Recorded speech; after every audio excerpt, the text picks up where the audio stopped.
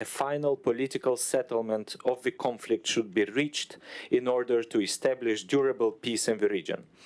While the situation in my country on the ground has been peaceful for almost 3 decades, little progress has been made towards fulfilling the objective set 29 years ago, achieving a final political settlement of the conflict in the Transnistrian region of the Republic of Moldova. We reaffirm the need to achieve a comprehensive, peaceful and sustainable settlement of the Transnistrian conflict based on the sovereignty and territorial integrity of the Republic of Moldova within its internationally recognized borders, with a special status for Transnistrian region. We are glad that this goal will be reiterated in the OSCE ministerial statement on the negotiations in the 5+2 format. At the same time, efforts should continue towards resolving urgent issues and easing life of citizens residing in the region where possible. Here are some examples. The Moldovan authorities shared with the Transnistrian region more than 300 doses of anti-COVID-19 vaccines. Also, on the issue of transport, which is discussed in the negotiation process, we are glad that the number of residents from the region applying for neutral number plates has tripled.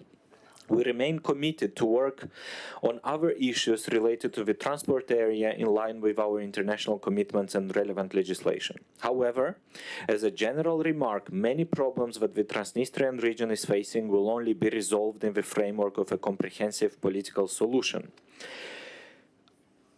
Madam Chair, a special area of our concern is the further deterioration of the situation of human rights in the Transnistrian region. This issue was raised many times in the Permanent Council over the last years.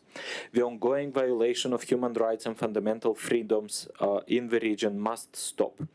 We also count on your active support and involvement in curbing the cases of political pressure on dissenting voices, illegal detentions and convictions, as well as in releasing political prisoners.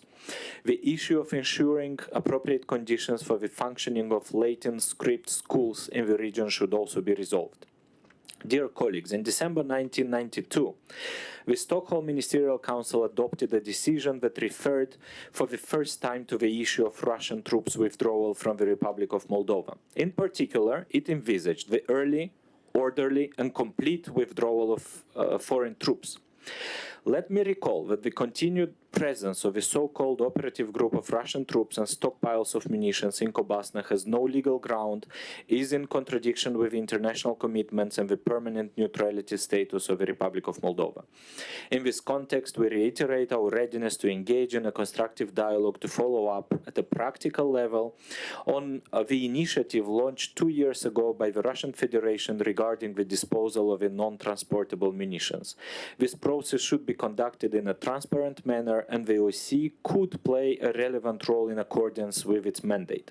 This would be an important step towards the resumption of the withdrawal of Russian troops, military equipment and ammunition from the territory of the Republic of Moldova in accordance with its long-standing commitments. We also need to keep on the agenda the issue of transformation of the current peacekeeping mechanism into a multinational civilian mission under international mandate. In conclusion, I would like to thank once again the Swedish chairpersonship for their efforts in 2021 and express our strong support for the incoming Polish chairpersonship. Thank you very much. Thank you so much. So the next speaker on the list is Kyrgyzstan, His Excellency Minister Kazakbayev. The floor is yours. Спасибо, госпожа председатель, уважаемая госпожа председатель, уважаемая госпожа генеральный секретарь, дамы и господа. Позвольте выразить искреннюю благодарность действующему председателю ОБСЕ, министру иностранных дел Швеции госпоже Ан Линде и ее профессиональной команде за успешное выполнение функций председательства в нашей организации. Отдельно благодарим генерального секретаря госпожу Хельга Шмидт за плодотворную работу. Наша организация уникальна как с географической позиции пространства ОБСЕ, ее членского состава, так и с точки зрения объемного мандата, который прочно основан на концепции всеобъемлющей безопасности. Уважаемые коллеги, не секрет, что в нашей организации ныне имеются внутренние вопросы, связанные с доверием, что в свою очередь делает затруднительным процесс достижения консенсуса. Считаем, что нам всем необходимо сосредоточиться над решением наших внутренних разногласий и, объединившись, противостоять всем глобальным вызовам и рискам. Уважаемые дамы и господа, за десятилетие сотрудничества Кыргызской Республики с партнерами по ОБСЕ была создана благодатная почва для создания и укрепления прозрачных и эффективных демократических институтов. Безусловно, все это внесло и свой позитивный эффект проведения парламентских выборов в Кыргызстане 28 ноября текущего года. Для содействия обеспечению прозрачности этих выборов традиционно были приглашены миссии наблюдателей ряда региональных и международных организаций. В целом, за ходом выборов в Кыргызской Республике осуществляли наблюдение свыше 736 международных наблюдателей из 54 организаций, представляющих 58 стран мира. Международные наблюдатели подчеркнули высокий организационный уровень избирательного процесса и отметили, что выборы прошли прозрачно и на конкурентной основе, что для нас имеет принципиальное значение. Выражаем признательность всем международным наблюдателям, включая представителей Шанхайской организации сотрудничества, СНГ, Организации договора коллективной безопасности, Организации тюркоязычных государств, Организации исламского сотрудничества, Парламентской ассамблеи Совета Европы, а также отдельно БДИПЧ ОБСЕ, Парламентская ассамблея ОБСЕ. А также позвольте поблагодарить директора БДИПЧ ОБСЕ господина Матео Микаччи и его команду за профессиональное участие в наблюдательном процессе. Надеемся на дальнейшее конструктивное сотрудничество и вновь приглашаем БДИПЧ ОБСЕ в Кыргызстан для презентации и обсуждения окончательных итогов наблюдения. Состоявшимися парламентскими выборами в Кыргызстане завершился цикл основных политических мероприятий, запущенных после октябрьских событий прошлого года.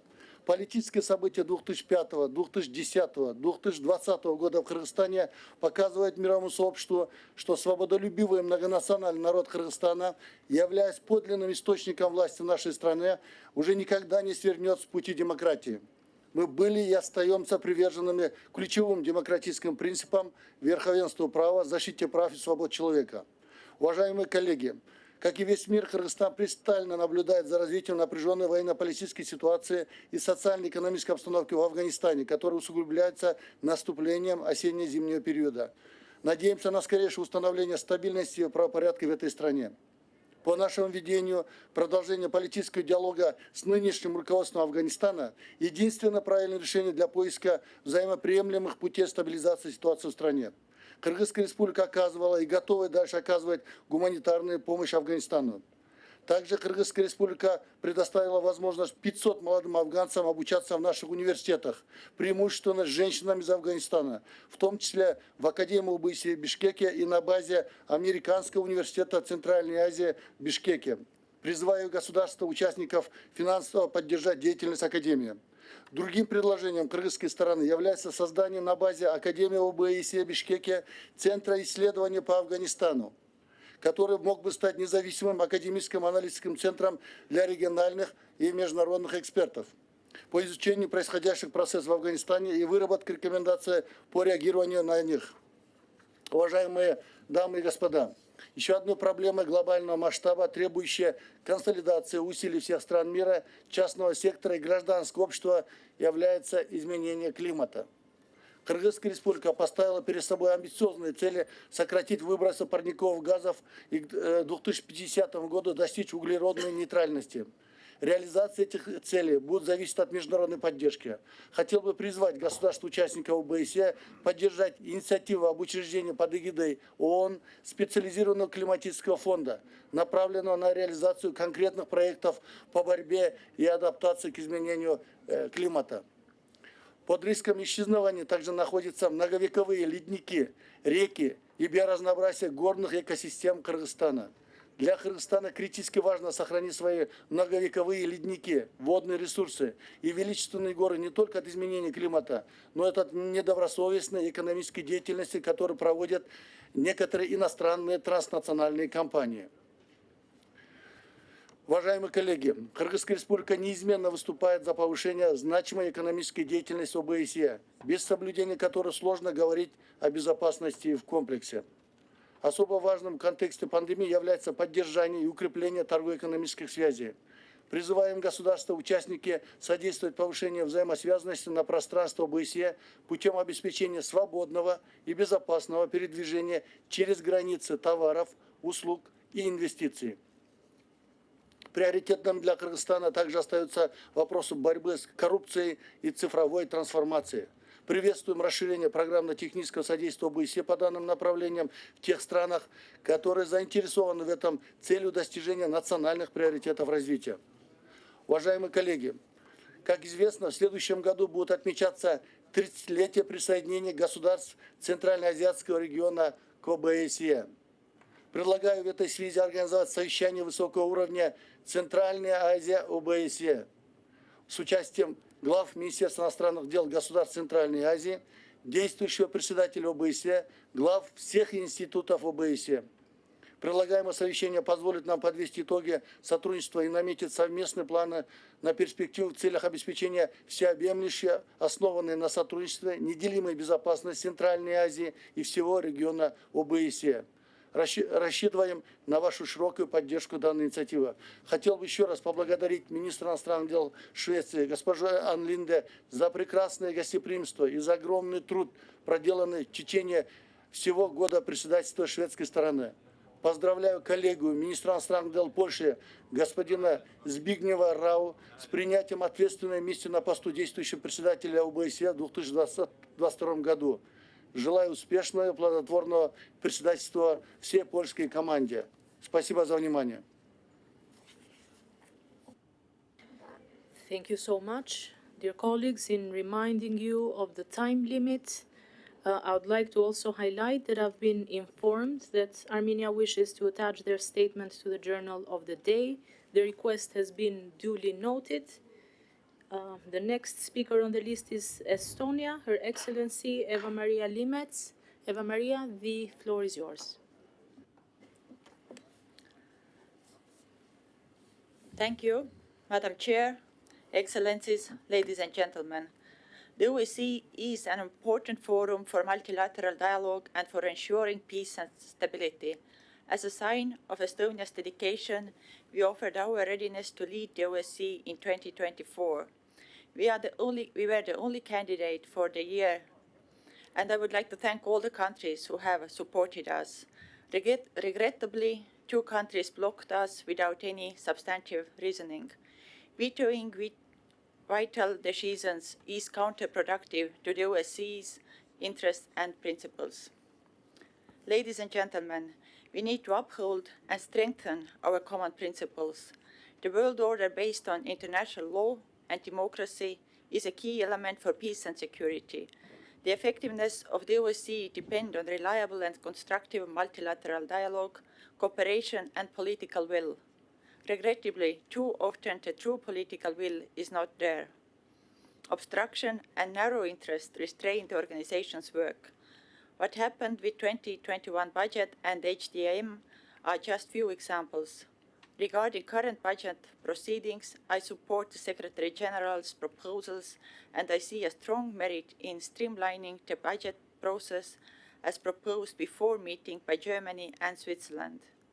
In general, we should not fool ourselves that complicating the organization's functioning through budgetary and procedural issues would not have consequences to its functioning and thus on our security. I commend our chair's efforts to prepare meaningful and forward-taking decisions and statements of our Ministerial Council. I am disappointed that there was no consensus on majority of the proposals. This is simply irresponsible to address problems and not act accordingly. This is a challenge to the OSCE principles. I call all participating states who have doubts in our principles and tasks to reassess their true values. The autonomous institutions of the OSCE are indispensable pillars of the organization by promoting and guarding our values. Their authority cannot be undermined. Celebrating the 30th anniversary of the ODIHR reminded us even more the values and challenges related to ensuring the respect of the principles of human rights, fundamental freedoms, and democracy. We are worried that the Belarus authorities have disregarded several times the concerns raised through OSCE's human rights instruments and rejected contacts with the OSCE institutions. Belarus continues to break international human rights standards also by using migrant trafficking as a tool against its neighbors and the EU. Dear colleagues, regarding ongoing conflicts and crises in the OSCE area, Russian Federation continues to violate international law by illegal annexation of Crimea and aggression in certain parts of eastern Ukraine. We are following with great concern the Russian military buildup near Ukrainian borders, and even more in parallel by blocking the continuation of OSCE's border observer mission and restricting the activities of the SMM. We are also deeply worried about the Russian military buildup in the occupied regions of Georgia, in Abkhazia and South Ossetia, and ongoing violations of fundamental freedoms and human rights in these regions. We welcome the recent and coming talks between Armenia and Azerbaijan. We have been concerned to witness serious military actions near the border of the two states and urge the sides to find long-term settlement to the issues with the assistance of the OSCE.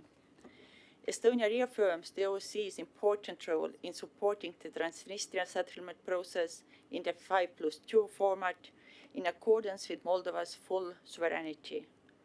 Trust, predictability, and military transparency in Europe have been seriously challenged.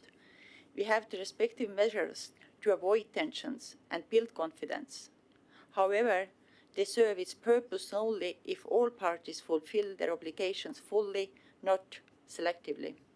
Thank you, Foreign Minister Linde, and all your team for your dedicated chairmanship. Would like to wish all success to Poland and also congratulate Finland for the appointment to the OSCE's chair for 2025. The year we celebrate the 50th anniversary of the Helsinki Final Act, which is an excellent opportunity to refresh the spirit of Helsinki. Thank you. Thank you so much. So now I'd like to give the floor to Bosnia Herzegovina, Her Excellency Minister Turkovic. Dear Bisera, the floor is yours. Thank you. Madam Chairwoman, distinguished heads of delegations, excellencies, ladies and gentlemen. It is my great honor and a pleasure to address the 28th Ministerial Council on behalf of Bosnia and Herzegovina. Madam Chairwoman, allow me to start off by thanking you for hospitality and by joining my colleagues in congratulating to Sweden government for a remarkable chairmanship of the OSCE this year. Ladies and gentlemen, a truly global pandemic, an alarming increase in irregular migration, violent extremism and terrorism, the unresolved and protracted conflicts in the OSCE region continue to pose a severe threat to the European security.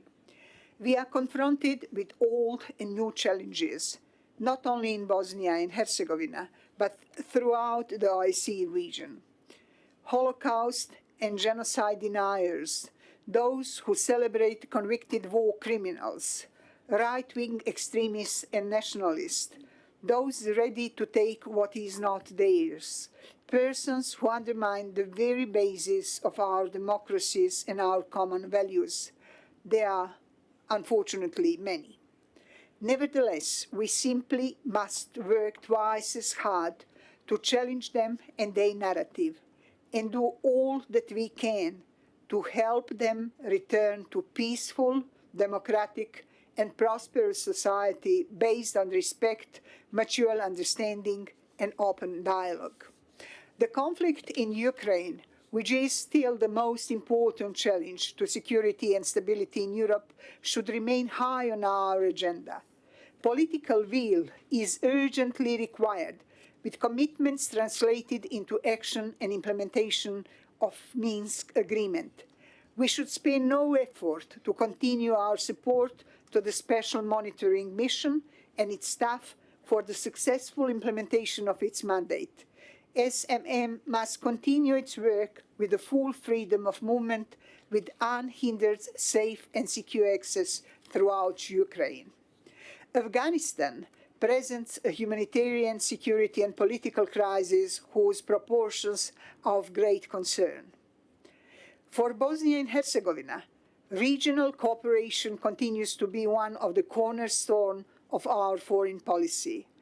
We will continue with our active approach towards substantial and meaningful contribution to regional security and stability, both within multilateral organizations as well as bilaterally with our neighbors and friends. Dear friends, we had a year behind us in which multilateralism itself was frequently questioned. A delayed annual security review conference, a late budget, a year without a human dimension implementation meeting, and now the decision on a chairpersonship in office of Estonia for 2024 is in question. I'll be frank, all this is both troubling and disappointing. As participating state of this organization, we have certain rights, but we also have obligations. And one of those obligations is to, whenever we can, put our differences aside and come together for a common good. We need to compromise and to find a common position on these important issues. When Bosnia and Herzegovina is in question, I strongly stand behind the words of Minister Lavrov said during the dinner last night. Let us be honest. I agree. Let us. Honesty forces us to state that the high-ranking member of the government of Bosnia and Herzegovina and the leader of the largest political party in one of Bosnia and Herzegovina's entity is effectively calling for secession of that entity. He has particularly announced plans to withdraw from the Bosnia and Herzegovina armed forces, to take over the state facilities on territory of that entity, and to establish the entity's own army. This move would effectively destroy years of progress in the area of defense reform in Bosnia and Herzegovina. On October 20th, he announced withdrawal from Bosnia and Herzegovina's Agency for Medicine and Medical Devices. He announced the withdrawal from Bosnia and Herzegovina Indirect Taxation Authority, the High Judicial and Prosecutorial Council, the State Investigation and Protection Agency, and the Intelligence Security Agency at the state level. Allow me to remind you that all those state bodies and agencies were adopted by both chambers of the Parliament of Bosnia and Herzegovina, with the votes of all constituent people and citizens of Bosnia and Herzegovina, including the votes of the political party whose leader is threatening the unilateral withdrawal. Of course, unconstitutional one. I don't need to remind you that a similar rhetoric resulted with more than 100,000 lives lost in Bosnia and Herzegovina, the majority of them innocent civilians. Europe said never again after the Holocaust, yet less than 50 years later we witnessed the genocide in the heart of Europe. This is the political situation in Bosnia and Herzegovina, a situation that requires our attention and calls for our involvement, but also hope that reason will prevail and state institution will start working. Ladies and gentlemen, we have had a tough year behind us, and I'm afraid we might have an even more challenging one ahead of us. If we want to be able to tackle it at all, we simply must put differences aside and work together. Allow me at the end, dear friends, to welcome the incoming chairperson and wish our Polish friends much success during the upcoming chairmanship. Thank you for your attention. Thank you so much. And the next speaker on the list is Belarus, His Excellency Minister Mackey. The floor is yours. Dear Madam Chairperson, Excellencies, at our annual meetings, we habitually declare our unity in striving to achieve comprehensive security in the Eurasian and Atlantic area. In reality, however, there is a growing distrust between us. Political arrogance flouts international law. Attempts to undermine the fragile architecture of European security are many. Western politicians are already talking directly about building a new fortress Europe. The old confrontation is being replaced by a new one, more uncompromising. Instead of erasing dividing lines, new iron curtains are being erected. Those who applauded the fall of the Berlin Wall now cheer the building of new military fences. Instead of communication, we hear threats and accusations. We can see this at today's meeting too. Wars are already raging in the OSCE area, although for the time being they are of the information and hybrid kind. Under a far-fetched pretext of migration crisis, NATO is rapidly increasing its military build-up on Belarus-EU border. To wage war with whom? Water cannons with pepper gas, stun grenades flying from the west at women and children, hounding with dogs, beating to death. Is this normal? The future development of the continent is increasingly determined by the confrontational logic of sanctions. At the same time, it is cunningly packaged in monstrous lies about sanctions, bringing good for ordinary people and strengthening sovereignty of state. Recently, Mr. Josep Borrell stated bluntly that he considered the EU and the US rulers of the world. According to him, it is necessary to continue imposing standards on others with one main goal, which is not to lose power in this century. This means that lust for power, rather than values, lies at the heart of Western policy. So, where's the truth and who is right? Today, for example, Belarus is being presented as a devil incarnate, embodiment of the absolute evil.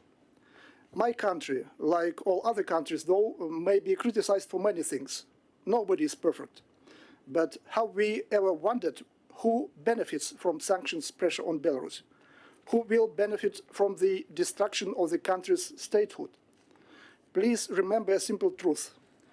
Those who in effect demand the strangling of their people through destructive sanctions will never be accepted by these people and will not be in demand in this country. Today, some of my colleagues say openly that we should simply change the government in Belarus. They say that Belarus is a bad example of disobedience for other states. This is a weird and awful logic. It results in Belarus being punished not just by individual sanctions, but by whole packages of sanctions. It is being punished only because we have revealed the dark side of European democracy. Our Western partners teach Belarus their ideal version of democracy, but when it comes to their own political or economic interests, they prefer a different kind of democracy, one for home consumption. In the last 2 months alone, the countries neighboring Belarus have directly violated a dozen of fundamental international treaties and conventions. The international reaction has been zero. How should we understand it? It is time to admit, as President Macron did recently, that artificial and blind imposition of fictitious standards does not contribute to evolutionary development of any nation, state, or society. It only unwinds our progress and destroys sovereignty. Yet there are many problems in our region, including Belarus, but they will not be solved under pressure or coercion. Quite the opposite. This is the logic of revolutionary confrontation. It was imposed on the Belarusian authorities in 2020. But we are not seeking confrontation. We are ready for dialogue, both at home and abroad. Constitutional reform in Belarus is a proof of this. It has united constructive forces of the society, including the opposition, in an inclusive process. The draft new constitution will be presented to the public for a broad national debate later this month. Next February, it will be submitted to referendum. Its goal is to modernize the state's political system, strengthen the mechanism of checks and balances, and increase resilience to modern challenges. Despite unprecedented external pressure, we are ready to further contribute to strengthening cooperation both on bilateral basis and within the OSCE. We stand ready to welcome any honest steps that will add to diffusing tension and restoring mutual trust in Europe. To sum up, one can say that every one of us is right. Every one of us carries our own truth. The question is whether we will have enough wisdom to reconcile our individual truths. One would hope for the best. To do this, we must all understand that there is no such thing as hopeless situations. There are only inconvenient and unpleasant but necessary decisions. Thank you for your attention. Thank you very much. And the next speaker on the list is Romania, His Excellency Minister Aurescu. Bogdan, the floor is yours. Thank you so much, Madam Chair. Romania fully subscribes to the statement made on behalf of the EU, and I would like to make some remarks in my national capacity. A full version of the statement will be circulated in written. Let me thank Minister Linde and the whole team for their outstanding work. Romania remains a devoted supporter of the OSCE principles and values. Unfortunately, year after year, we witness the worsening of the security situation in the OSCE area. We are worried about the rising sophistication of hybrid threats and aggression, from energy security to the instrumentalization of migrants, and also about the significant military build-up at the eastern border of Ukraine and at the Black Sea, and the increasing number of ceasefire violations in East Ukraine.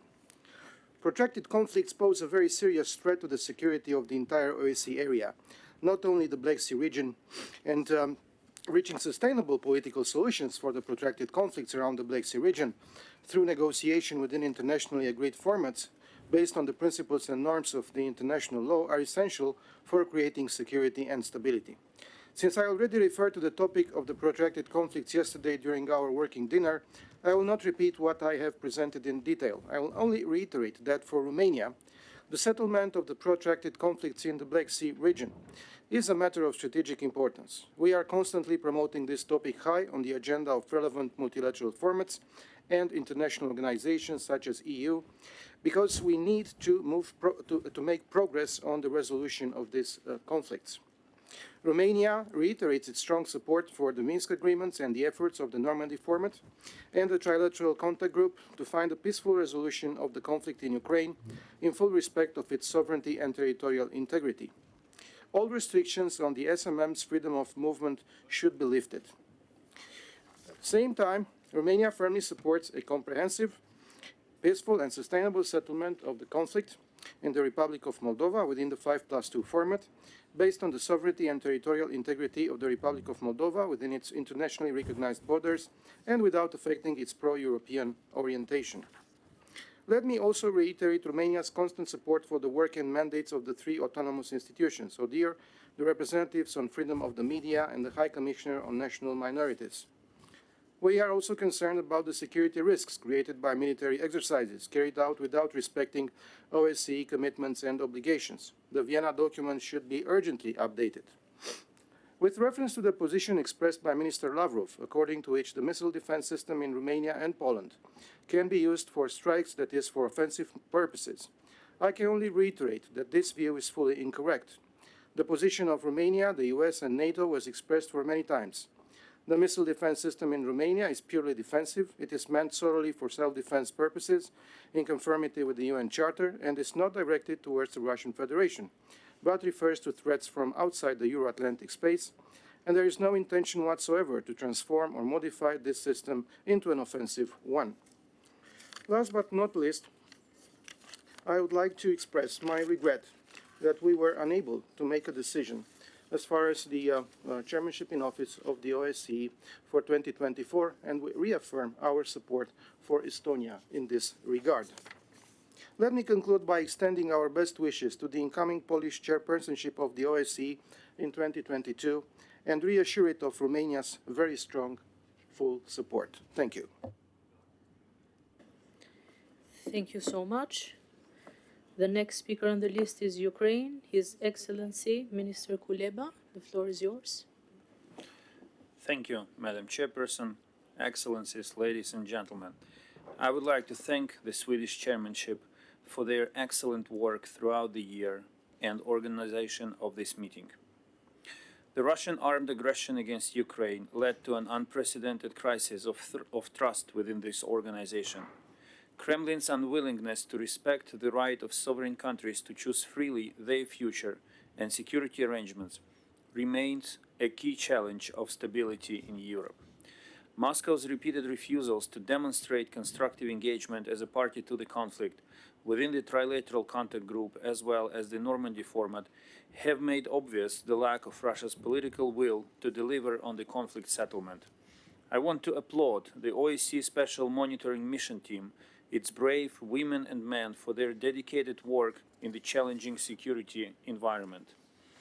Even on the eve of the Ministerial Council, in the morning of the 1st December, the SMM reported new denials of the passage to the occupied territories.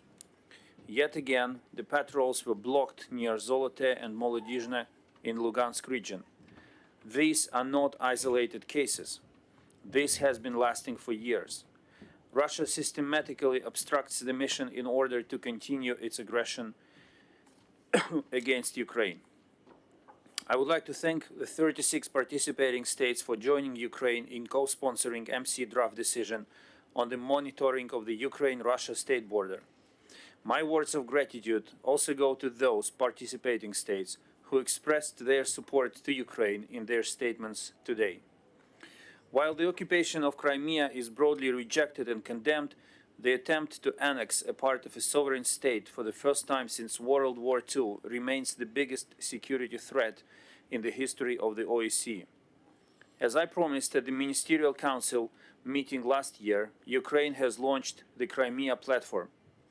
I believe occupation and attempted annexation of Crimea should be among top priorities for future OSCE chairmanships. We look forward to working with next chairmanship, distinguished national delegations and OSCE Secretary General to translate the Crimea Platform Declaration into our common actions. To conclude, I want to stress once again, Ukraine remains committed to Minsk agreements and peaceful resolution of the Russian-Ukrainian conflict, and we call on Russia to engage in discussing modalities of its withdrawal from Crimea and Donbas. We urge the Russian leadership to refrain from another military attack on Ukraine and return to the table of negotiations. I also take this opportunity to urge Russia to refrain from attempts to destabilize Ukraine from inside. Dear colleagues, I am grateful to Minister Ann Linde for successfully steering the work of the organization throughout the year. I wish my colleague and friend Zbigniew Rau a successful and constructive work ahead as Poland assumes the OSCE chairmanship starting from 1st January. We look forward to closely cooperating with our Polish friends and all participating states towards strengthening our organization and restoring respect for the core OSCE principles and commitments.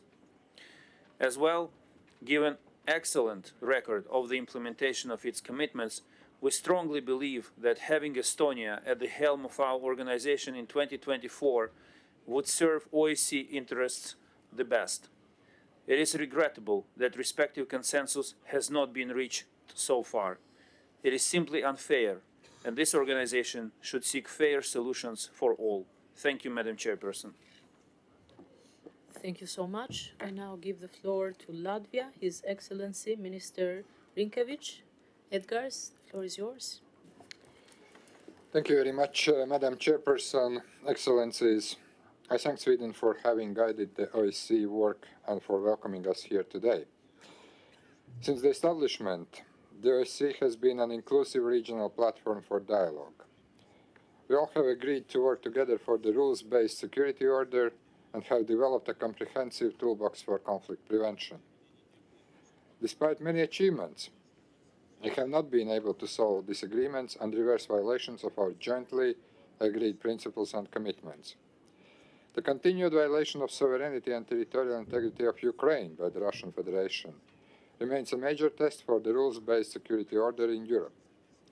Resolution of this conflict must be a high priority, including the diplomatic efforts within the Normandy format and trilateral contact group, aimed at the implementation of the Minsk agreements. However, the latest developments are worrying. Build-up of Russia's armed forces at the Ukrainian border is taking place for a second time this year. Russia-backed armed formations in eastern Ukraine keep obstructing operations of the Special Monitoring Mission to Ukraine. The situation in the illegally annexed Crimea and Crimean Tatars' human rights abuses continue to worsen. This policy of intimidation must stop, and Russia must engage constructively in the peaceful efforts to solve the conflict. Belarus has become a source of tension in the region. The authorities turned against their own citizens. They used methods unheard of before, even forced diversion of Ryanair flight to arrest a political opponent. Latvia was among the first to condemn the brutal human rights violations in Belarus and to provide support to Belarusian people. Latvia supported OSCE Moscow and Vienna mechanisms on human rights situation in Belarus. Minsk has now launched a hybrid operation on the borders with Latvia, Lithuania and Poland. Belarusian authorities have been using vulnerable third country nationals, disinformation and provocations to organize an attack on the external border of the European Union. Belarus must take full responsibility for the situation and has to stop these inhumane and destabilizing actions. To prevent potential crisis from escalating, the OSCE must work towards resolution of protracted conflicts and sustainable peace in South Caucasus and Transnistria. Madam Chairperson, the OSCE must be able to use the instruments at its disposal to facilitate security, human rights and the rule of law. To enhance transparency and stability, the Vienna document needs to be modernized.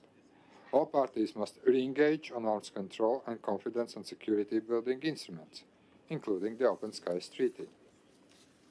Latvia will continue defending media freedom, safety of journalists, and gender equality. Dialogue with civil society must remain an important part of the OSCE human dimensions. On practical side, the consistent performance of OSCE depends on timely and qualitative planning of chairpersonships. Therefore, Latvia strongly supports the timely bid of Estonia to undertake the chairpersonship in 2024. Blocking of Estonia is not justified and it is not in line with the OSCE principles. The relevance and the impact of the OSCE depends on our political will. No current or future generations in our countries will understand us if we fail to ensure secure and stable environment for them to thrive. In conclusion, let me wish success to Poland as the incoming chairpersonship of the OSCE. Thank you very much.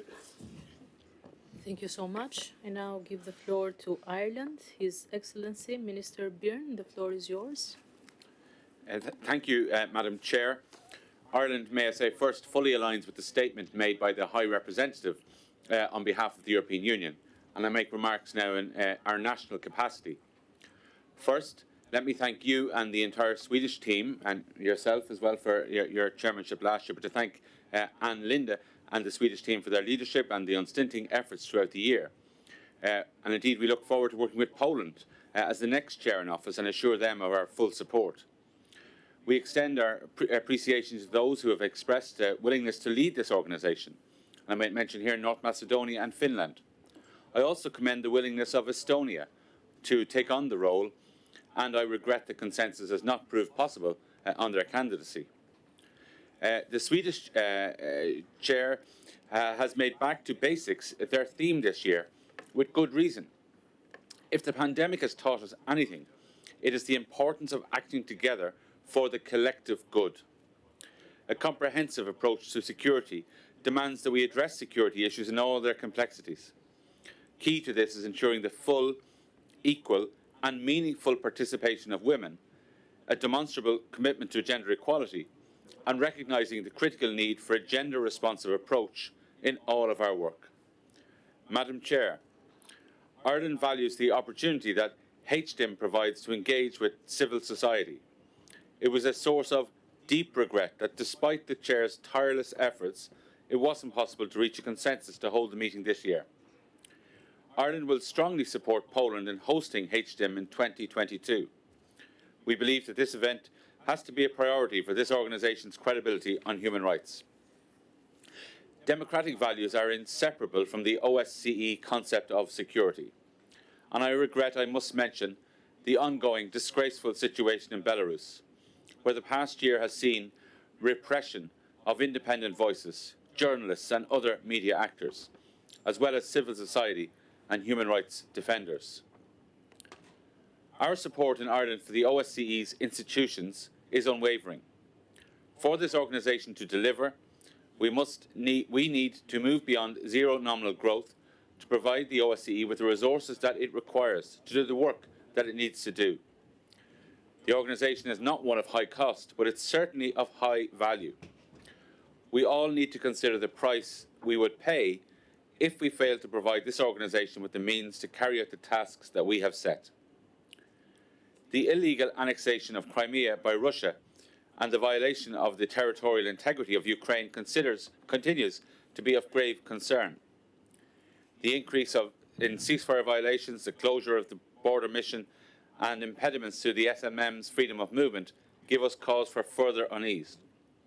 The protracted conflicts in Georgia and Moldova and the ongoing situation surrounding Nagorno-Karabakh also represent significant challenges to the OSCE principles and commitments. They can only be resolved by continued engagement, including through the OSCE. Our national experience in Ireland of conflict means that we can testify to the transformative effects of sustainable peace and reconciliation and the benefits of multilateral cooperation.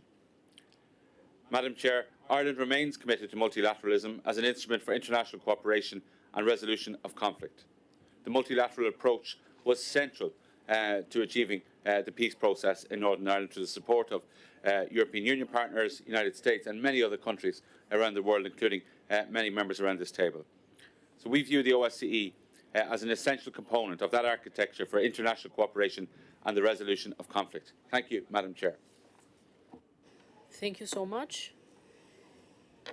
And the next speaker on the list is Mongolia, His Excellency Deputy Minister Batsumber. The floor is yours.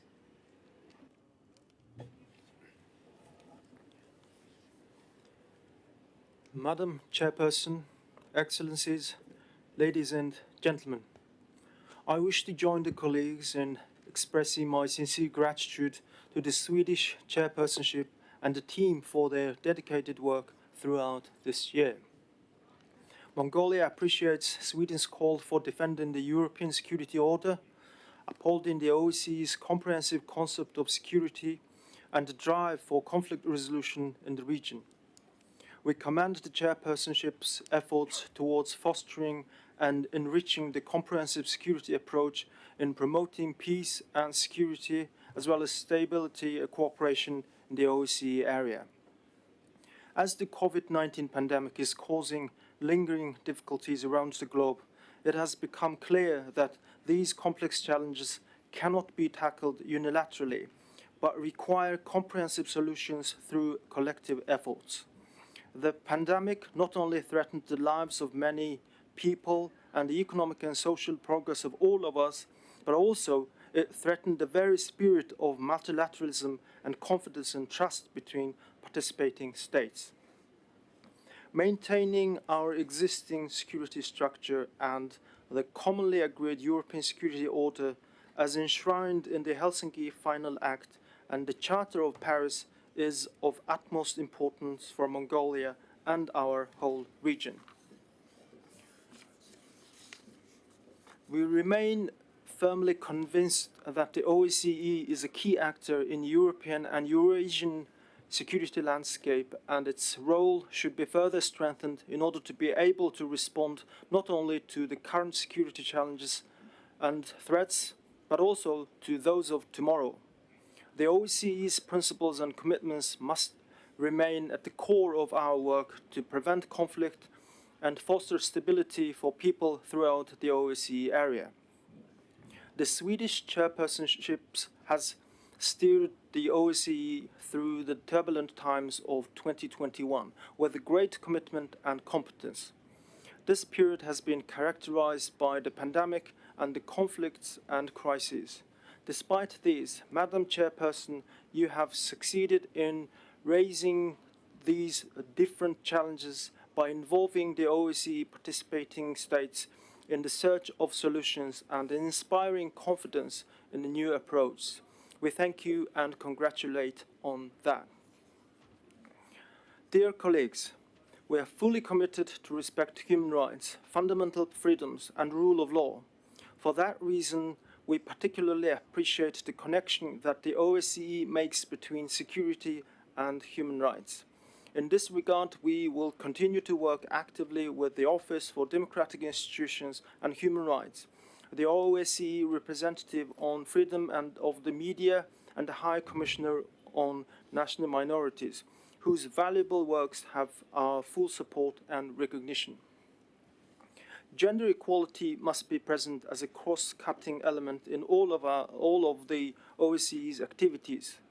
Full economic empowerment and the political integration of women and their equal participation in peace and security agenda need to be ensured in parallel with combating violence against women and girls. The OSCE's role in this area is immensely important. I would like to conclude my statement by wishing every success to the incoming Polish chairmanship and assure them of our full support and cooperation. Thank you very much.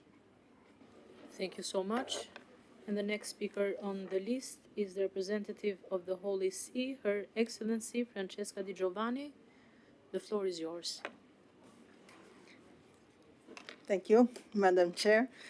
Allow me to extend the best wishes, support, and prayers of His Holiness Pope Francis to this 28th meeting of the Ministerial Council and to the entire OSCE family. The Holy See is convinced that true and lasting peace among nations cannot consist in the possession of an equal supply of armaments, but only in mutual trust. Thus, our organization is well suited for dealing with conflicts through its comprehensive concept of security approach. My delegation devotes great attention to OSCE work as well as to the activities of other international organizations and encourages cooperation between them while respecting their own specificities. It would be mistaken to consider that the OSCE is strictly bound by the motives underlying decision taken in other institutions. Otherwise, the specificities of the OSCE would be blurred, and our organization would risk to become a regional executive office of another international institution. The current pandemic crisis and the impact of climate change underscore the frailty of the human condition and the limits of the modern person's alleged self-sufficiency. Both crises heighten inequalities that put those already in vulnerable situations at greater risk of paying the highest price. Furthermore, COVID-19 containment measures have not always fully respected and protected human rights and fundamental freedoms. They had a disproportionate impact, inter alia, on religious or belief communities, which can play a key role in addressing the consequences of pandemic. The OSCE is deeply convinced that the pandemic and the challenges of the impact of climate change are the occasion for a fundamental and integral conversion and should contribute to build a more fraternal and compassionate society. Finally, the OSCE wishes to reiterate that male and female differentiate two individuals of equal dignity, and this difference in equality is enriching and indispensable for the harmony of life in society. We fully support the OSCE commitments aimed to this true and authentic equality between women and men. In conclusion, I wish to express my gratitude to the Swedish chairmanship for its leadership during this year, and I express my best wishes of success to the incoming Polish chairmanship, while assuring the continued cooperation and support of the OSCE. The full version of this statement will be circulated. Thank you, Madam Chair. Thank you so much. And the next speaker on the list is Switzerland, His Excellency Ambassador Brulhard. The floor is yours. Danke, Frau Vorsitzende. Ich danke dem schwedischen Vorsitz für die Organisation dieses Ministertreffens und der CIO Ann Linde und ihrem Team für den großen Einsatz und Engagement. Excellencies, dear colleagues, a fragmented world, mistrust and fear of escalation, the concerns we face today evoke memories of a previous era. When the foundation of the future OSCE was established in Helsinki almost 50 years ago, the fear of another war was omnipresent. Despite divergent interests, the founding countries were able to come together and lay the pillars for the stability we Europeans are still benefiting from today. I'm delighted to have presented you with a small gift for this achievement, this trilogy of OSCE history. The inspiring three-volume history of the OSCE was written by Professor Victor-Yves Gebali of Geneva. I highly recommend it because a half-century of its founding, the OSCE has lost none of its relevance. For example, we acknowledge at this Ministerial Council the link between climate change and security with the MC decision. And with the decision to let Finland chair the OSCE in 2025, 50 years after the Helsinki Final Act, we set the first step to the road of Helsinki 25. The situation in Belarus is worrying. The human rights situation is deteriorating dramatically. Switzerland strongly condemns the instrumentalization of refugees for political purpose. The conflict in eastern Ukraine remains unresolved. Switzerland calls on all sides to respect agreements that have been reached and to work towards a peaceful solution. Switzerland continues to support the special monitoring mission to Ukraine. It is a situation on the ground in safety and without any restrictions. And let's not forget the precarious situation in Afghanistan. The dire humanitarian situation in the country has a direct impact on security and the OSCE external borders. We acknowledge the work of OSCE Secretary Helga Schmid at this lunch, and we hope that we can support also this. Mesdames et Messieurs, pour pouvoir relever tous ces défis, l'OSCE doit disposer des ressources financières suffisantes. La Suisse, estimant qu'il est nécessaire d'engager de toute urgence une réforme budgétaire, a déposé avec l'Allemagne un projet de résolution en ce sens. Nous avons reçu beaucoup de soutien et sommes encouragés à continuer à nous impliquer dans ce domaine à l'année prochaine. Face à la réalité aujourd'hui, l'OSCE a besoin d'une dynamique positive. En tant que siège de nombreuses organisations onusiennes, la Suisse joue depuis plusieurs décennies à Genève un rôle de pivot en matière de coopération internationale. En complément aux droits humanitaires et aux droits de l'homme, Genève attend aujourd'hui de devenir également un pôle de la diplomatie scientifique. Ce pôle cherche à anticiper les défis et les opportunités et à mettre les nouvelles technologies à la portée de toutes et tous et aussi à l'OSCE. Oui, les défis d'aujourd'hui sont immenses, mais si nous tirons toutes à la même corde, les résultats que nous obtiendrons seront eux aussi à la hauteur. Je tiens à exprimer mes sincères remerciements et ma reconnaissance pour le travail de la secrétaire générale, Mme Helga Schmid, et son équipe. Et j'adresse d'ores et déjà à la Pologne tous mes vœux de réussite pour son année de présidence à venir. Vi ringrazio per l'attenzione. Thank you so much. And now I give the floor to Italy. His Excellency Ambassador Baldi. The floor is yours. Grazie signora Presidente. Pronuncio questo discorso a nome e per conto del Vice Ministro Benedetto Della Vedova, che ha partecipato ai lavori di questo Consiglio, ma che a causa dell'orario del volo di ritorno ha dovuto lasciare prima di poter intervenire. Signore colleghe e signori colleghi, vorrei innanzitutto congratularmi con la Presidenza svedese per l'apprezzatissimo lavoro e per il grande impegno in un anno complesso. Gli auspici espressi nel 2020 sulla pandemia quale catalizzatore di nuove spinte alla collaborazione ed al multilateralismo non si sono purtroppo riflessi nella realtà delle relazioni internazionali, anche in seno all'OSCE.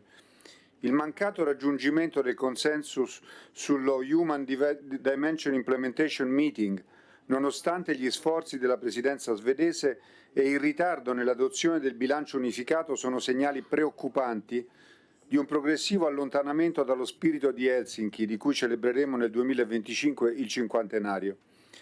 E guardando al 2025, nel congratularmi con la Finlandia per l'impegno a raccogliere la responsabilità della Presidenza, non posso non cogliere e condividere l'entità e la complessità delle sfide che abbiamo davanti. Permettetemi anche di esprimere rammarico per il mancato consenso sulla candidatura dell'Estonia per il 2024. Tornando ai giorni nostri, in Ucraina, l'incremento delle violazioni del cessate il fuoco, le difficoltà in seno al formato Normandia e nel gruppo trilaterale di contatto, le crescenti limitazioni al dispiegamento dei monitor e da ultimo il mancato rinnovo del mandato della missione di osservazione al confine russo-ucraino testimoniano di uno stallo politico che preoccupa e che rende vano l'impegno e lo sforzo anche finanziario dei Paesi partecipanti. Urge pertanto recuperare le condizioni per un percorso negoziale di uscita dalla crisi, con la piena applicazione degli accordi di Minsk da parte di tutte le parti, nel rispetto della sovranità e integrità territoriale ucraina e per alleviare il drammatico quadro umanitario. Nonostante le difficoltà, l'Italia ritiene che l'OSCE debba restare attore fondamentale rispetto al conflitto in and around Ukraine e nel promuovere soluzioni politiche ai cosiddetti conflitti protratti. Auspichiamo che l'intesa trilaterale del novembre 2020 sul Nagorno-Karabakh possa creare le premesse per una stabilizzazione e pacificazione dell'area, obiettivo rispetto al quale sosteniamo gli sforzi dei co-chairs del gruppo di Minsk e dell'OSCE. L'Italia conferma inoltre l'impegno per la composizione negoziale dei conflitti in Georgia e Transnistria, con l'auspicio rispetto alla prima di una soluzione nella cornice delle Geneva International Discussions, rispettosa dell'integrità territoriale e sovranità di Tbilisi e, sulla seconda, che si creino le condizioni per la convocazione in tempi brevi della conferenza permanente 5+2. Restiamo fortemente preoccupati per il perpetuarsi della repressione dell'opposizione della società civile in Belarus e reiteriamo il nostro sostegno alle misure adottate finora in ambito OSCE per favorire il dialogo ed uno sbocco politico alla crisi. Non possiamo peraltro dimenticare la crisi dei migranti al confine bielorusso, un dramma che ci ricorda come il tema migratorio, in tutte le sue sfaccettature, richieda crescente attenzione anche nell'agenda dell'OSCE. Emergenza migratoria, clima e sviluppo sostenibile devono acquisire sempre maggiore spazio anche nel dialogo con i nostri partner mediterranei ed asiatici. La crisi in Afghanistan ha riproposto drammaticamente l'esigenza di risposte cooperative alle minacce transnazionali. Colgo l'opportunità per salutare con favore l'iniziativa promossa dalla Presidente in esercizio e dal Segretario Generale per il lancio di un OSCE Framework for Response sull'Afghanistan.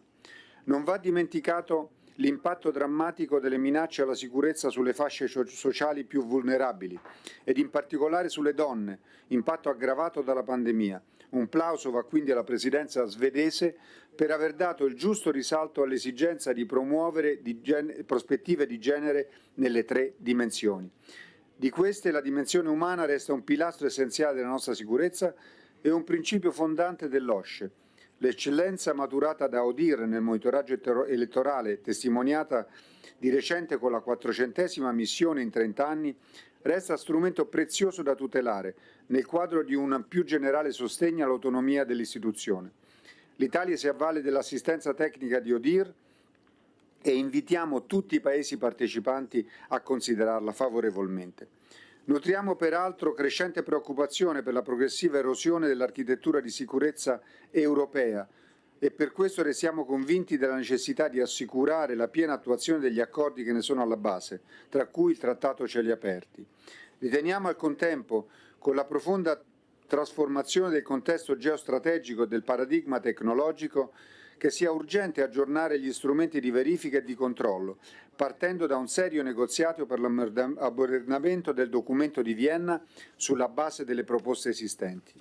I nostri ambiziosi obiettivi richiedono adeguate risorse. Permettetemi allora un appello accorato all'adozione tempestiva del bilancio dell'organizzazione, nonché ad un confronto costruttivo su progetti di riforma del ciclo finanziario e di revisione in senso più equo delle scale di contribuzione. In chiusura colgo l'occasione per rivolgere alla futura presidenza polacca i miei migliori auspici per il 2022, assicurando sin da ora la piena collaborazione da parte italiana. Grazie signora Presidente. Thank you so much. And the next speaker on the list is Bulgaria, Her Excellency Ambassador Kraleva. The floor is yours.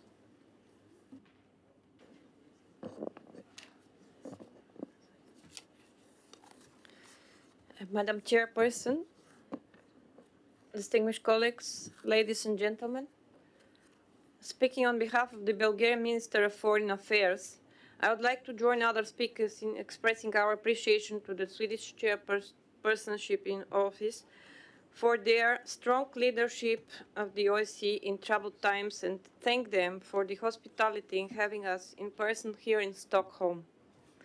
Despite the unprecedented impact of COVID-19 on our societies and our foreign policy routine in particular, this meeting is an important signal of hope that normality might be coming back. The pandemic, however, has affected the OSCE region by additionally exhausting economic resources and increasing instability. It worsened the deficit of trust and cooperation, which also has its roots in the protracted conflicts poisoning the climate in the OSCE region. The ongoing conflict in and around Ukraine remains a major challenge. We condemn the illegal annexation and militarization of the Crimean Peninsula by Russia, which have wider implications for the security and stability in Europe, and the Black Sea region in particular. Bulgarian commitment to the sovereignty and territorial integrity of Ukraine within its internationally recognized borders, including Crimea, has been consistent. We commend the important work of the OSCE Special Monitoring Mission on the ground, and will continue to support it through dedicated financial contributions and human resources. The mission plans to focus its efforts and resources on monitoring the border with the Russian Federation in the non-government controlled areas have our full support. It is especially important after the regrettable discontinuation of the OSCE observer mission at the Russian checkpoints Gokul and Donetsk this September. The situation in the other conflict areas is also a matter of serious concern. The OSCE should sustain its efforts to find lasting solutions of the protracted conflicts based on international law, the OSCE principles and commitments within the established negotiating formats and genuine political will. In times of crisis, we need more, not less dialogue, and not just an exchange of arguments, but dialogue in good faith. The multidimensional nature of the OSCE security concept remains in its key asset. We reiterate Bulgaria's full support for any meaningful effort to preserve security and rebuild trust in the OSCE region based on the key principles and commitments such as respect for sovereignty and territorial integrity, refraining from the threat of use of force, reciprocity, transparency, and host nation consent. In this spirit, it is more important than ever that we uphold and fully implement our obligations under the Instrument for Conventional Arms Control in Europe. Modernizing the Vienna document remains therefore an urgent priority. We appreciate the consistent efforts of the Swedish chairpersonship to engage the OSCE with the important topics of women's economic empowerment, climate change, and environmental protection. With its broad security mandate and membership, the organization is well suited to address the linkage between climate change and environmental protection, sustainable development, and security. Since the outset of the Helsinki process, human rights and fundamental freedoms, democracy and the rule of law have been at the core of the OSCE cooperative and inclusive security concept. The OSCE still has a role to play through its institutions and field operations in keeping governments accountable to their citizens for the implementation of their obligations to ensure full enjoyment of their rights and freedoms. Those lie at the foundations of resilient and prosperous societies, guarantee transparency, and counter abuses of power, corruption, and disinformation. The human dimension is the right framework also to adequately address the emerging challenges in the digital era in a divided world market marked by migration flows, inequalities, intolerance and discrimination, hate crimes and hate speech, backsliding of civil societies and mistrust. It is important here in this moment in time to extend our genuine solidarity with the Belarusian people and strongly appeal for an end of the gross human rights violations, hybrid attacks against its neighbors, and instrumentalization of vulnerable migrants for political purposes, and this is totally unacceptable. Having said that, we would like to commend the indispensable contribution of the OSCE autonomous institutions, like ODIHR, the High Commissioner on National Minorities and the representative of the freedom of the media, for their work and consider their mandates and institutional independence essential tools in that respect. We welcome the decision on the OSCE chairmanship in 2025 by Finland. We regret that the decision on Estonia's candidacy to chair the OSCE in 2024 did not meet consensus, and we stay firm in our support for it.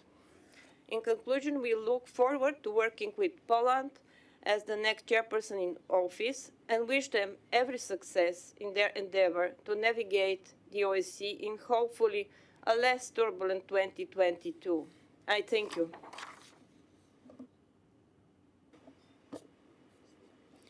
Thank you so much. And the next speaker on the list is Turkmenistan, His Excellency Ambassador Nurberdiev. The floor is yours. Thank you, Madam Chair. At the outset, I would like to express my deep gratitude to the Swedish chairpersonship for organizing this meeting, as well as for their hard work during this year in uniting the efforts of the OSCE participating states in developing the goals set for the organization. The priorities of the Swedish chairpersonship define the OSCE's strategy in addressing threats to security and stability, the main approach of the organization in enhancing the effectiveness as well as other equally important aspects in the activities of the OSCE. Turkmenistan appreciates the current level of cooperation with the OSCE. Here, we would like to emphasize our commitment to a broad and constructive partnership with all OSCE participating states that is in the interest of strengthening peace, security, stability, and sustainable development. In the context of current events in the world, it's necessary to consolidate our efforts to promote the goals and objectives of the OSCE. One of the ways to achieve this goal is to restore confidence in international politics.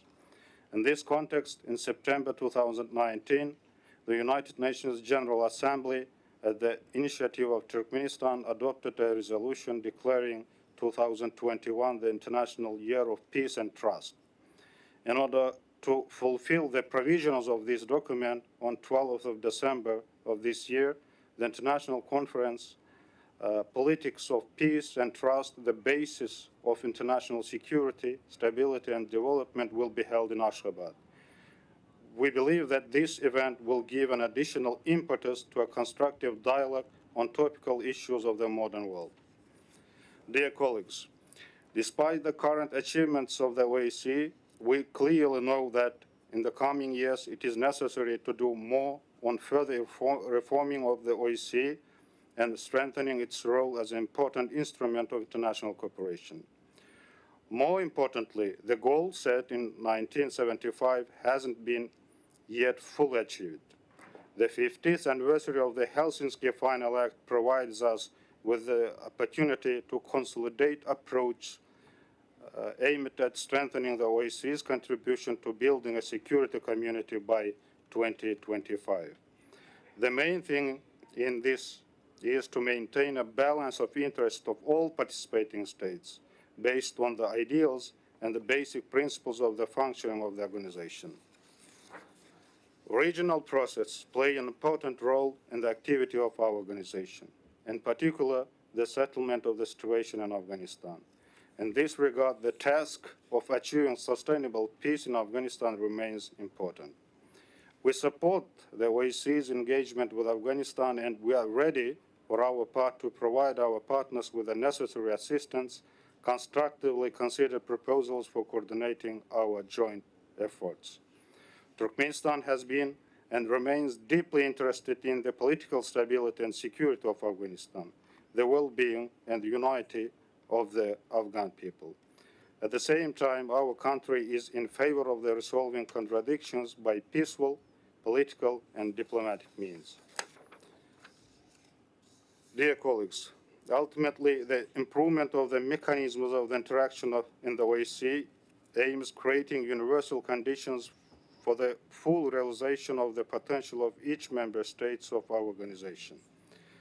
Cooperation in this direction should contribute to the formation of the single vector in our activities based on the balance of interests and ensuring mutual rights. The humanitarian dimension in the activities of the organization has always been and remains one of the main areas of our joint work. A higher level of the mutual understanding between the participating states is seen as a guarantee of the effectiveness now and in the future. In conclusion, we would like to once again address my sincere gratitude to the Swedish chairpersonship for organizing this meeting, as well as we wish Poland a successful chairmanship in 2022. Thank you, Madam Chair. Thank you so much. And the next speaker on the list is Liechtenstein, Her Excellency Ambassador Kothbauer. The floor is yours. Geschätzte Frau Vorsitzende, Exzellenzen, sehr geehrte Damen und Herren! In Stellvertretung von Außenministerin Dominik Haßler möchte ich mich bei Schweden für die Führungsrolle in der OSZE in diesem Jahr bedanken. Der schwedische Vorsitz hat wichtige Akzente im Sinne seines Mottos Back to Basics und der Geschlechtergleichstellung gesetzt. Schweden agierte dabei in einem anspruchsvollen Umfeld, das auch weiterhin von geopolitischen Spannungen und den Auswirkungen der Covid-19-Pandemie geprägt ist. Der schwedische Vorsitz trat mit großem Engagement für die Stärkung des Multilateralismus, der Menschenrechte und der Rechtsstaatlichkeit im OSZE-Raum ein. Das vergangene OSZE-Jahr hat auch gezeigt, wie notwendig die Befassung mit den Basics in Bezug auf institutionelle Fragen der Organisation ist. Am 5. Oktober feierte Liechtenstein den 100. Jahrestag seiner Verfassung. Im Mittelpunkt dieses Jubiläums stand ein besonderer Artikel der Verfassung, gemäß welchem die höchste Verantwortung des Staates darin besteht, das Gemeinwohl des Volkes zu fördern. Zur erfolgreichen Umsetzung dieses Grundsatzes und der politischen Stabilität trägt in Liechtenstein seine einzigartige duale Staatsform bei. Die Staatsgewalt liegt bei Fürst und Volk. Demokratie, Rechtsstaatlichkeit und Menschenrechte sind darin ebenso verbrieft wie die in Liechtenstein ausgeprägte direkte Demokratie. Wir sind der festen Überzeugung, dass die Achtung und Förderung dieser Prinzipien eine zentrale Bedeutung im Ringen der Politik um die besten Lösungen hat. Dies gilt auf nationaler und auf internationaler Ebene, so auch für die OSZE. Liechtenstein unterstützt seit Beginn des KSZE-Prozesses die Ziele und Arbeiten in der OSZE. Wir sind der Überzeugung, dass die OSZE nach wie vor einen wichtigen Beitrag zur umfassenden Sicherheit in Europa leisten kann und bedauern es, dass sie angesichts der weiter zunehmenden Spannungen und des oft fehlenden Konsens ihr so dringend notwendiges Potenzial nicht entfalten kann. Dazu zählen auch die wachsenden institutionellen Herausforderungen, denen sich die Organisation gegenüber sieht. Beschlüsse, die in ihrem Wesen die Routinearbeit der OSZE betreffen, werden blockiert und politisiert. Damit meine ich die zeitgerechte Verabschiedung des OSZE-Budgets oder Beschlüsse über die Durchführung jährlicher OSZE-Veranstaltungen wie dem Implementierungstreffen zur menschlichen Dimension. In Bezug auf den Budgetzyklus möchte ich Deutschland und der Schweiz für ihre wichtige Initiative danken. Die Umsetzung der OSZE-Prinzipien und Verpflichtungen durch alle Teilnehmerstaaten wäre ein wesentlicher Beitrag zur Stärkung von Sicherheit und Vertrauen in unserem Raum. Dies gilt besonders für die Konflikte, auf die wir mit großer Besorgnis blicken. Die Situation in der Ostukraine ist weiterhin sehr volatil und wieder zunehmend von Waffenstillstandsverletzungen und Einschränkungen der Bewegungsfreiheit der OSZE-Sondermission geprägt. Ein Jahr nach der Eskalation des Bergkarabach-Konflikts im letzten Herbst ist die Gewalt vor ein paar Wochen erneut entflammt. Besonders besorgniserregend ist die Situation in Belarus, wo sowohl die Menschenrechtslage als auch die Situation an der EU-Außengrenze betrifft. Unsere ungeteilte Aufmerksamkeit muss den schwerwiegenden humanitären Auswirkungen der Konflikte und der bedrückenden Lage der Zivilbevölkerung gelten. Das vergangene Jahr war weiterhin von der Covid-19-Pandemie geprägt, die Herausforderungen an die Sicherheit verstärkt hat. Das trifft auch für den Menschenhandel zu. Mit der Initiative Financed Against Slavery and Trafficking setzt sich Liechtenstein für die Bekämpfung von moderner Sklaverei und Menschenhandel auch in der OSZE ein. Wir danken den Vereinigten Staaten und Albanien für ihre Initiative zu einem Ministerratsbeschluss zur Bekämpfung des Menschenhandels, der auch die Rolle des Finanzplatzes einbezieht. Zum Schluss möchte ich Polen alles Gute für den Vorsitz im kommenden Jahr wünschen. Vielen Dank, Frau Vorsitzende.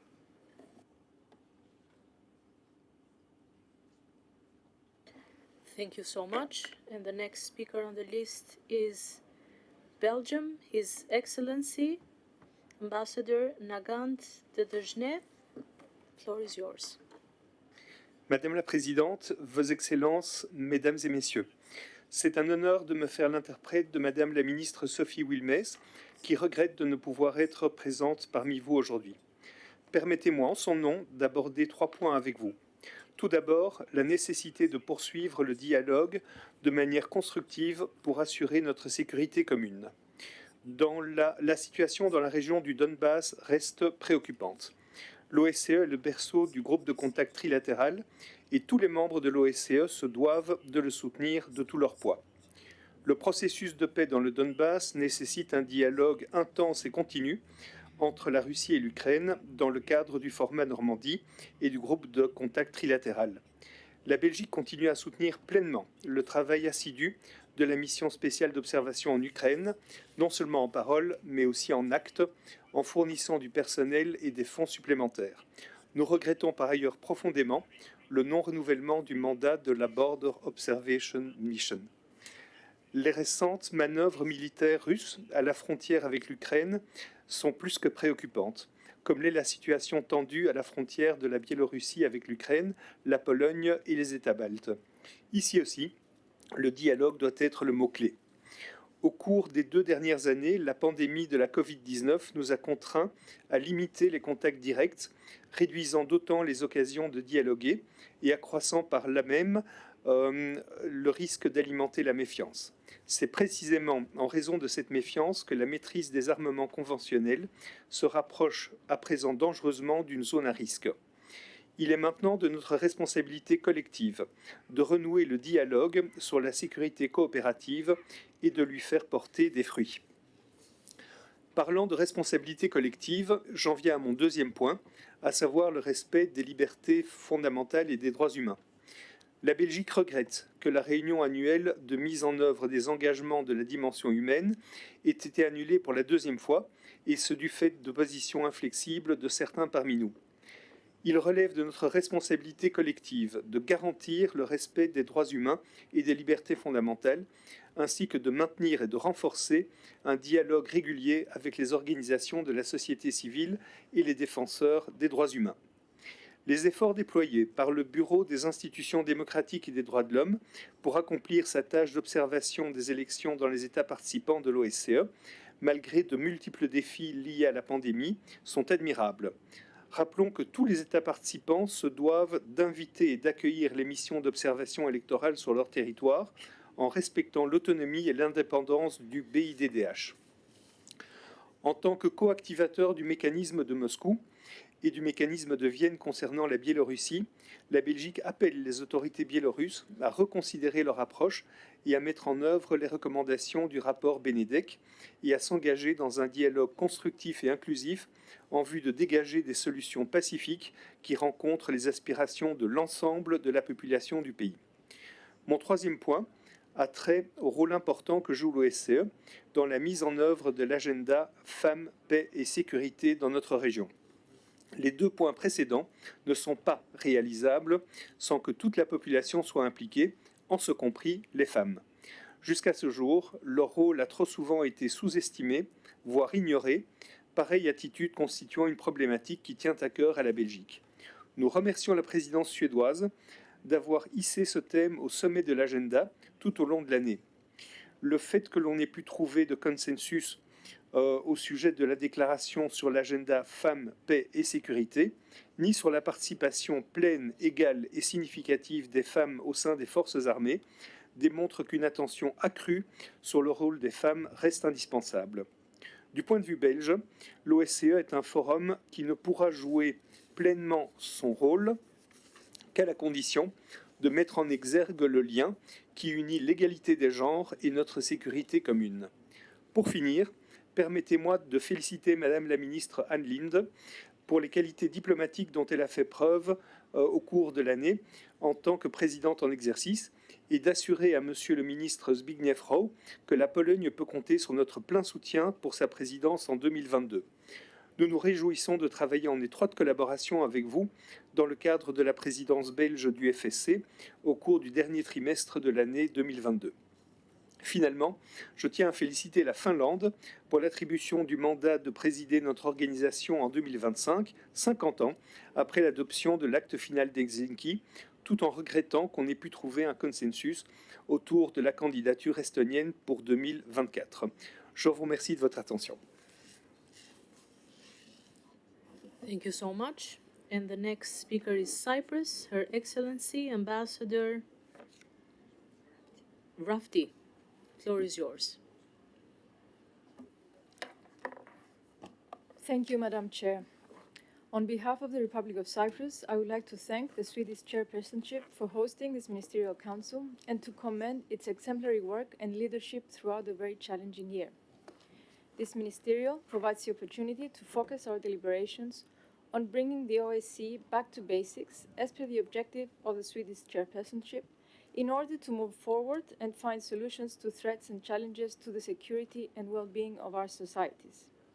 Newly emerging and protracted conflicts, terrorism and transnational crime, an unprecedented flow of irregular migrants, human trafficking, challenges to democracy, human rights and fundamental freedoms, climate change are issues that need to be tackled collectively by OSCE participating states. As has been underlined during the discussions initiated by the Swedish chairpersonship on the efficiency of our organization, the OSCE has the toolbox and mechanisms to deal with these challenges. What is needed, however, is the political will in order to make effective use of the OSCE tools in line with the OSCE commitments and principles as enshrined in the Helsinki Final Act and the Paris Charter, and with full respect to international law. Towards this end, we need to uphold and implement in a non-selective and non-discriminatory manner all values, principles and commitments of the OSCE, and to ensure respect for the sovereignty and territorial integrity of all participating states. For Cyprus, this is imperative. We remain firm in our conviction that dialogue, cooperation, and effective multilateralism are the best way forward for a safer and more prosperous future. Madam Chair, unfortunately, the COVID-19 pandemic continues to pose significant challenges to the security, safety, and well-being of our citizens and our societies, exacerbating pre-existing inequalities and vulnerabilities within our societies, including in relation to trafficking in human beings. We all agree on the urgency needed to tackle these challenges. The Republic of Cyprus will continue to actively support actions and initiatives in multilateral and regional fora, including also within the OSCE, to combat organized transnational organized crime with a special emphasis on the areas of countering human trafficking and illicit trade in cultural heritage. Cyprus, being a country where different religions and denominations coexist with mutual respect, fully adheres to the commitments undertaken in the context of the OSCE that aim to promote freedom of religion, belief, or conscience, and to combat intolerance and discrimination. We pay particular attention to gender equality, and we seek to contribute to regional and international level in all efforts that promote the equality between women and men, including in the economic field.